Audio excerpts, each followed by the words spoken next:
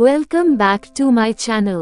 Mermaid Love Devil, episode 16 और 17। दीक्षित अपनी बात कहकर वहां से जाने लग जाता है। अब आगे इतना कहने के बाद वो वहां से चला जाता है। वो लड़की गुस्से में वहां जाते दीक्षित को देख रही थी और उसके जाने के बाद कहती है, इसे तो मैं छोड़ूंगी नहीं।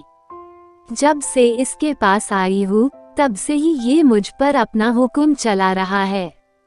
ये कहकर वो पैर पटकती हुई वहां से चली जाती हैं।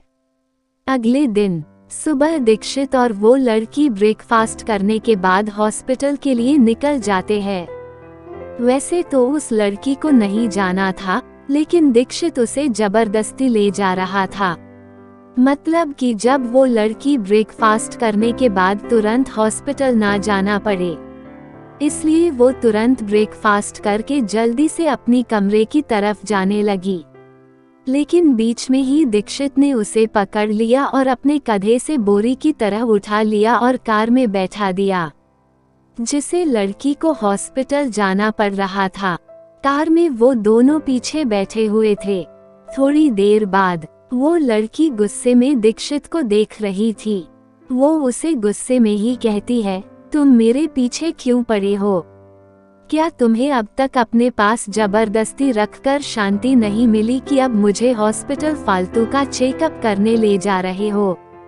इस पर दीक्षित जो लैपटॉप में कुछ पर जो उसकी उंगलियां स्पीड में चल रही थी, वो रुक जाती है और वो उस लड़की को देखता है जो गुस्से में मुंह फुलाए उसे ही देख रही थी, जिसे देखकर वो उसे जैसे तैसे इग्नोर करके अपने आप पर कंट्रोल करके फिर से अपना काम करने लग जाता है। इस तरफ लड़की जब दीक्षित का खुद को इग्नोर करना देखती है तो वो और भी गुस्सा आता है।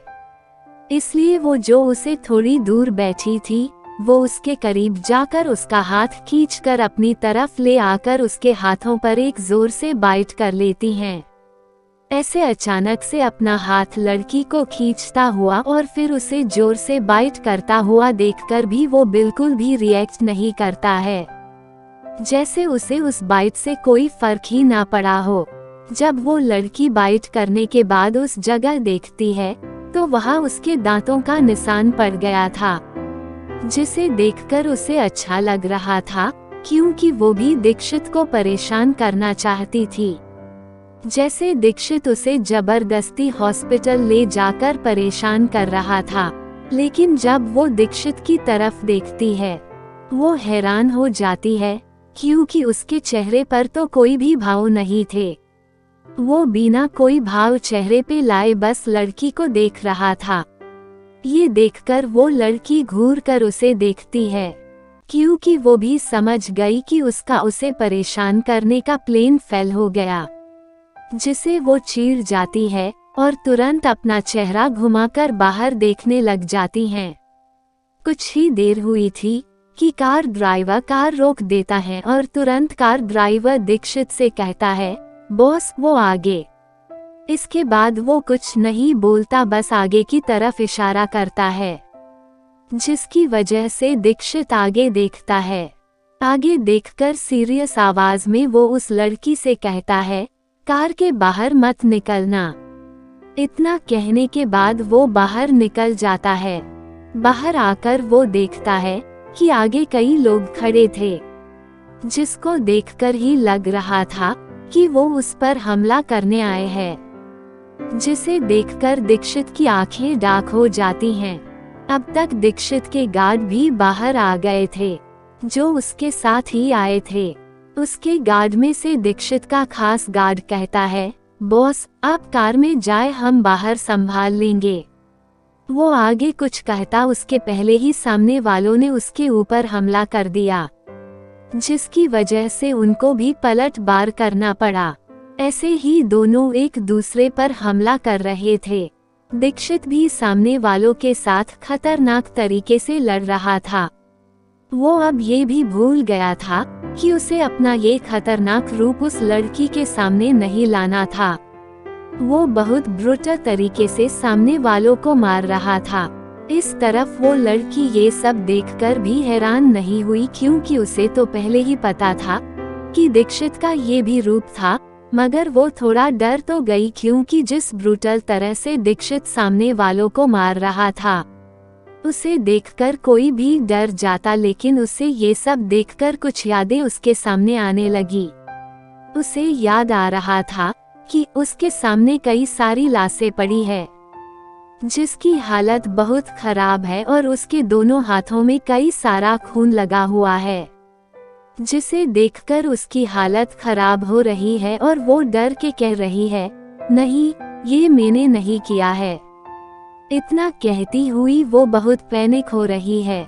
ये यादें याद आते ही वो पैनिक होने लगी और अपने दोनों हाथों को एक दूसरे से रगड़ने लगी। वो बार बार एक ही लाइन कहने लगी, कह रही थी, नहीं, ये मैंने नहीं किया। ये बार बार कहती हुई बहुत ही ज्यादा गहरी गहरी सांसें लेने लगी, जिसे देखकर आगे बैठा ड्राइवर हैरान हो गया। वो तुरंत कहने लगा, मैम, आप ठीक तो हो ना? लेकिन वो लड़की उसकी बात सुन ही नहीं रही थी। वो तो बार बार अपने हाथों को एक दूसरे से रगड़ कर यही कह रही थी कि ये उसने नहीं किया। ये देखकर ड्राइवर तुरंत बाहर निकल गया।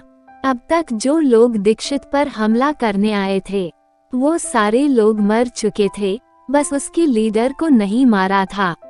दीक्षित के गार्ड ने उन लीडर को पकड़ रखा था। वो ड्राइवर तुरंत दीक्षित के पास जाकर डरता हुआ कहता है, बॉस, वो मैम को कुछ हो गया। ये सुनकर दीक्षित बिना पल गवाए तुरंत कार में चला जाता है।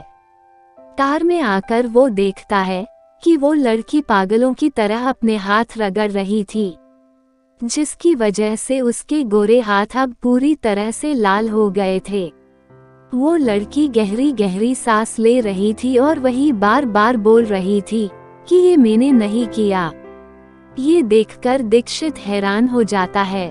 उसे समझ ही नहीं आया कि लड़की ये क्या कर रही है, लेकिन वो ये तो समझ गया कि जरूर इसे पैनिक अटैक आया है, जिसकी वजह से वो इस तरह का बर्ताव कर रही हैं।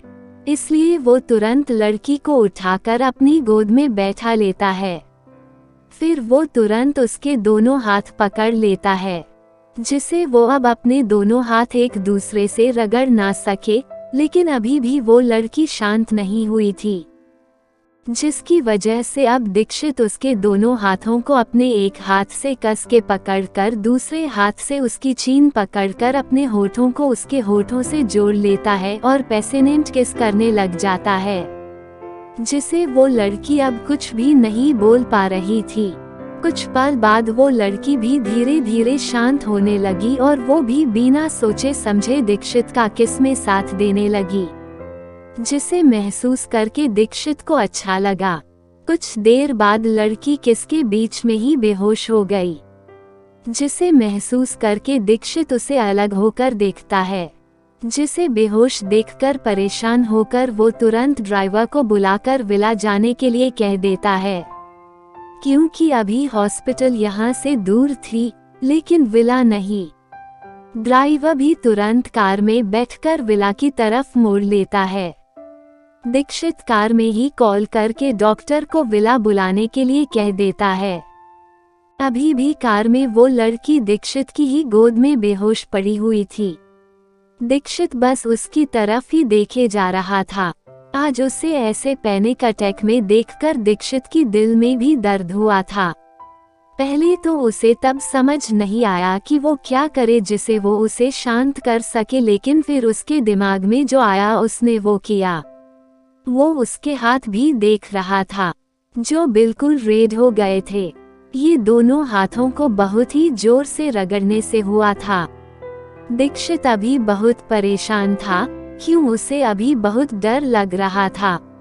इस लड़की को ऐसे देखकर वो उस लड़की के सिर पर किस करके अपने मन में ही कहता है, तुम्हें आए कुछ ही दिन हुए हैं, लेकिन तुम मेरे लिए अब क्या बन गई हो, ये तुम्हें नहीं पता। तुम्हें पैनिक अटैक में देखकर लगा कि मैं तुम्हें हमेशा के लिए खो ना दूं। ये सोचने भर से मेरा दिल जैसे थम गया हो, ऐसा लगा। इतना कहते हुए वो उस लड़की को कस के अपने सीने से लगा लेता है। जिसे उसे डर हो कि कहीं वो यहाँ से दूर ना चली जाए। कुछ ही देर में वो विला आ जाते हैं। विला में आकर दीक्षित उस लड़की को अपनी गोद में उठाकर विला में ले आता है। विला के अंदर आकर वो उसे तुरंत अपने कमरे में ले जाता है। कुछ देर बाद डॉक्टर भी आ जाता है।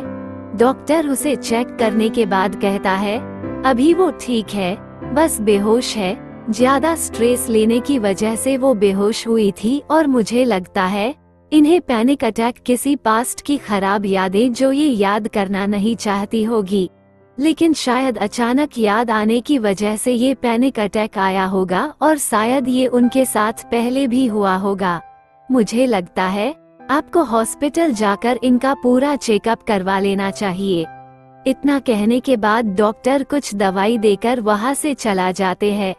डॉक्टर के जाने के बाद दीक्षित उस कमरे के सोफे पर बैठकर लड़की को देखता हुआ अपने मन में ही कहता है, पहले तो मैं सिर्फ मेरे लिए तुम्हारा पास्ट जानना चाहता था, लेकिन अब मैं तुम्हारे लिए भी जानना चाहता हूँ कि ऐसा क्या हुआ था तुम्हारे साथ जिसकी वजह से तुम्हें ऐसे पैनिक अटैक आते हैं।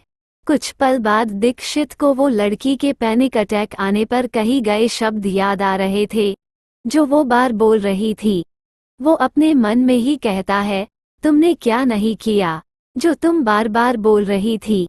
ये सब सोचता हुआ वो बस बेहोश लेटी हुई लड़की को ही देखता जा रहा था। थोड़ी देर बाद वो लड़की जब जगती है और अपना सिर पकड़ कर कहती है, ये मेरे सिर में इतना दर्द क्यों हो रहा है। इतना कहने के बाद वो उठकर बेड पर बैठकर आसपास देखती है तो उसे सामने सोफे पर बैठा हुआ दीक्षित को देखती है, जो अब खड़ा होकर उसके पास आकर ग्लास में पानी लेकर उसे देता है, जिसे वो लड़की पानी लेकर पीने लग जाती और सोचती है कि वो यहाँ कैसे आई। जब उसे धीरे धीरे सब याद आने लगता है तो वो हैरान होकर दीक्षित को देखती है, जो उसके हाथों से ग्लास लेकर साइड में रख रहा था। अपनी तरफ हैरानी से उस लड़की को देखता पाकर वो उसे कहता है, क्या हुआ। इस पर लड़की कहती है, वो मुझे क्या हुआ था। वो ये सब इसलिए पूछ रही थी कि क्योंकि उस पैनिक अटैक आने के बाद उसने क्या किया उसे कुछ भी याद नहीं था।